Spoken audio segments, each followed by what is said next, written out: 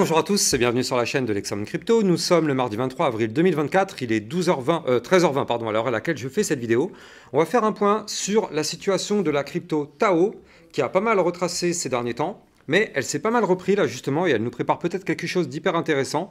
On voit que là elle reprend un petit 3,6%, donc il y a pas mal de choses intéressantes à surveiller de côté de cette crypto. Donc bref, installez-vous confortablement et on démarre.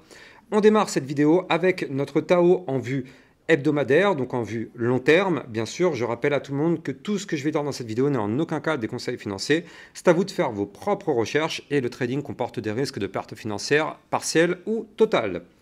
Donc, du côté du Tao, on voit que là, on est en train d'assister toujours et encore à un joli retracement. On voit, on a été chercher ici les 780 $ et derrière, suite à ça, on a connu une belle petite phase baissière et on est venu toucher la semaine dernière le niveau 0,618 Fibonacci qui se trouve à 425 $, qui est quand même, on va pas se mentir, une très belle zone de recharge. C'est une belle zone, effectivement. Pourquoi? Bien parce qu'en fait, ça veut dire qu'on a déjà retracé une grande partie du mouvement haussier. On voit un mouvement haussier qui a eu lieu durant toute cette phase-là. On a retracé déjà une grande partie de ce mouvement. Et maintenant, on est venu chercher des zones de rechargement. Donc le 0,618 à 425 $ ou bien la zone des 0,786 à 334 $, ce sont des zones de support. Maintenant, qu'est-ce qu'on voit? On voit qu'on a été chercher en vue long terme, donc vue hebdomadaire, le milieu des bandes de Bollinger qui nous sert actuellement de support. Regardez ça ici, cette ligne orange. Ça nous sert de support parfait, hein, mine de rien. Donc pour l'instant, ça tient et tant mieux. Donc ça, ce niveau clé, il se trouve ici à 466 $. Donc tant qu'on est au-dessus de ce niveau clé, tout va bien. Si malheureusement on vient à perdre ce support, ce serait pour revenir rechercher les 425 $. Maintenant, on voit que là, la semaine dernière, on a malheureusement breaké le support Fibonacci des 0,5 à 488 $. Là, actuellement, on est en train de former la phase de pullback, c'est-à-dire que vous le savez, à chaque fois qu'on break un niveau clé, on revient quasiment systématiquement le retester, et là, c'est ce qu'on est en train de faire actuellement, vous le voyez, on revient retester notre niveau clé Fibonacci qu'on avait breaké. Pour l'instant, on voit qu'on est au-dessus, et tant mieux. Mais attention, la semaine ne fait que commencer. On est à peine mardi. Donc il reste encore 5 jours, 13 heures avant la clôture hebdo. Donc ce qu'il faudrait, c'est que la clôture hebdo se fasse au-dessus, bien sûr, de ce niveau clé de support. Comme ça, on le garde et on le pérennise. Si par contre, malheureusement, il vient à lâcher, bien sûr, ce serait pour continuer d'aller chercher des points de support plus bas, comme je vous l'avais donné tout à l'heure. Maintenant, si on prend une vue un petit peu macro, ok, ici c'est vrai, nous sommes bel et bien dans une phase descendante, mais si on prend avec cette petite poussée qui a eu lieu ici, eh bien en réalité on est en train de former un pattern qu'on appelle un bull flag. On a eu le mouvement haussier, puis derrière on a un retracement comme ceci, et donc ça en général, ce type de mouvement, c'est pour prolonger la hausse. Donc on espère vraiment que ça va se matérialiser. Mais pour ça, déjà, il faudrait que dans un premier temps, on arrive à repasser au-dessus de la résistance des 552 $, puis les 578 $. Tant qu'on n'arrive pas à breaker ces niveaux clés, malheureusement, vous l'avez compris, vu long terme, c'est pas tip-top. Et là, je suis passé en vue jour, et donc ça confirme parfaitement ce que je viens de vous indiquer. Donc là, on retrouve parfaitement ici un canal descendant. Donc là, malheureusement, tant qu'on est dans ce canal, la configuration est et reste baissière, jusqu'à ce que ce canal soit breaké par le haut. Donc là, actuellement, on est en train de jouer avec le milieu du canal. Vous la voyez ici, cette ligne en pointillé, c'est le milieu du canal, qui est une zone de résistance quand on vient du bas. Et donc nous, c'est le cas, hein, on vient du bas. Ici, on a été touché le bas du canal, ça nous a servi de support. On rebondit, l'idée c'est de remonter chercher le haut du canal, mais il faut passer par la résistance intermédiaire du milieu du canal. Donc là, on voit qu'on a réussi à breaker cette résistance intermédiaire. Maintenant, on revient la retester. Donc là, actuellement, on est au-dessus de la zone de support des 501,36 en vue jour. Il faut rester au-dessus de ce support. Ce qu'on voit, c'est qu'au-dessus de la tête, on a les bandes de, le milieu, on a le ruban de moyenne mobile. Donc là, vous le voyez ici, toutes ces lignes qui sont là, c'est le ruban de moyenne mobile. Donc là, ce qu'il faudrait impérativement, c'est qu'on arrive à repasser au-dessus de ce ruban de moyenne mobile. Et on n'en est pas très très loin quand même, hein, parce que le haut du ruban en vue jour, il se trouve à 546 $. Franchement, on n'en est vraiment pas loin du tout. Donc ça, ce serait déjà une très bonne nouvelle de repasser au-dessus de ce ruban de moyenne mobile.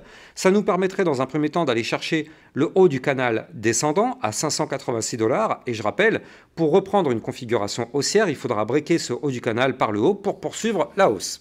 Donc là, ça nous permettrait d'avoir au moins un espoir de tenter sa cassure. Là, pour l'instant, on n'a strictement aucun espoir de tenter sa cassure vu qu'on en est loin. Mais le fait de récupérer le ruban de moyenne mobile, ça nous permettrait d'aller chercher le haut du canal et d'avoir cet espoir. Donc, on veut vraiment chercher cet espoir. Donc, pour ça, comme je vous l'ai dit, il faudra repasser au-dessus de ce ruban de moyenne mobile. Maintenant, en vue jour, on voit ce momentum MACD qui est vraiment à deux doigts, là, regardez ça, on est en train de faire le cross-bull. C'est-à-dire que la ligne bleue, elle est pile poil au même niveau que la ligne orange actuellement. Il faut que, en vue jour, la ligne bleue clôture au-dessus de la ligne orange pour qu'on passe en bull, en momentum bull, pardon. Donc ça veut dire quoi? Ça voudrait dire que les bulls reprendraient la main par rapport aux bears, tout simplement en réalité. C'est-à-dire que le momentum baissier, là, il est en train de s'affaiblir actuellement et les bulls sont en train de reprendre la main. Donc potentiellement, peut-être qu'on pourrait arriver justement à aller chercher les niveaux clés tels que je vous l'ai dit un peu plus tôt dans la vidéo. Je rappelle au passage que vous pouvez trader le Tao sur Binance. Maintenant, il a été listé il y a une semaine.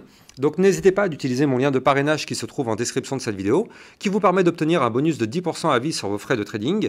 Et en plus de ça, Binance étant une plateforme enregistrée PSAN auprès de l'AMF, il n'y a pas de risque de blocage ou de fermeture de Binance. Elle est validée.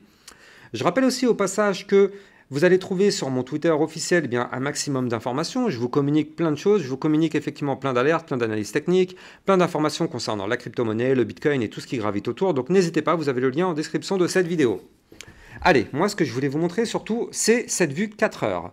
La vue 4 heures qui est très intéressante parce que là on est en train peut-être de faire quelque chose de plutôt bull. Je rappelle aussi que c'est le Bitcoin. Toujours regardez ce que fait le Bitcoin parce que à la seconde où on a un Bitcoin qui se met à chuter, forcément tout le marché crypto se met à chuter avec lui. Donc là, il faut bien surveiller le Bitcoin parce que je vous en ai déjà parlé ce matin. On est quand même à deux doigts de quelque chose d'un petit peu dangereux. Donc là, pour l'instant, on peut regarder vite fait. Si je me mets là dans cette vue 4 heures, souvenez-vous, ceux qui ont vu ma vidéo ce matin, ce petit triangle en biseau ascendant, je vous avais dit attention, ce type de pattern malheureusement a plus tendance à breaker par le bas. Et bien là, on y est, mine de rien, on y est quand même du côté du Bitcoin. Donc surveillons ce niveau clé très attentivement. On est vraiment pas loin de le breaker. Alors attention, si le Bitcoin se met à chuter, bien sûr, tout le marché crypto chutera avec lui. Mais partons du principe où effectivement ça va tenir, eh bien là, enfin j'en sais rien, ça va tenir ou pas, personne n'a de boule de cristal bien évidemment, mais bon, là, vu que moi je voulais vous montrer effectivement ce pattern qu'on est en train de former actuellement, donc je me base sur le fait que pour l'instant on reste en configuration bullish, et donc là, on voit que du côté du Tao, on est en train de former ici un joli petit pattern ascendant, on le voit là, c'est un canal ascendant, donc pour l'instant c'est une structure haussière, c'est une structure plutôt bullish. Tant qu'on est dans ce canal ascendant, bien sûr, vous l'avez compris, la situation est haussière, tout simplement. Donc là, quand on est dans un canal ascendant, on est en bas, on va chercher le haut, on est en haut, on va chercher le bas, et ainsi de suite. Et là, on voit qu'on est plutôt sur le haut du canal ascendant. Et ce qui est intéressant, c'est qu'en réalité, ici, vous le voyez, on avait formé une structure de latéralisation qui a été breakée par le haut. D'ailleurs, sur ma chaîne YouTube, je vous avais informé quelques jours avant que ça risquait de breaker, et ça a été le cas, ça a breaké ici, vous le voyez. Donc là, très intéressant, on a eu un joli pump suite à ça quand même, ça a été un pump d'environ combien? On a pris sur la cassure un plus 9%, donc ça fait plaisir. Maintenant, attention, risque de pullback à chaque fois qu'on break un niveau clé, et nous on a breaké le niveau clé des 484 $, bien sûr on a eu le pump, mais risque de revenir faire le pullback, c'est-à-dire revenir retester ce niveau clé. Mais en tout cas, tant qu'on reste au-dessus de ce niveau clé, pour l'instant en vue 4 heures, eh bien on reprend ici un petit momentum bullish, donc haussier. Et donc souvenez-vous ce que je vous avais dit, il nous faut du pump, donc là, vu 4 heures, pour l'instant on est dans une structure haussière.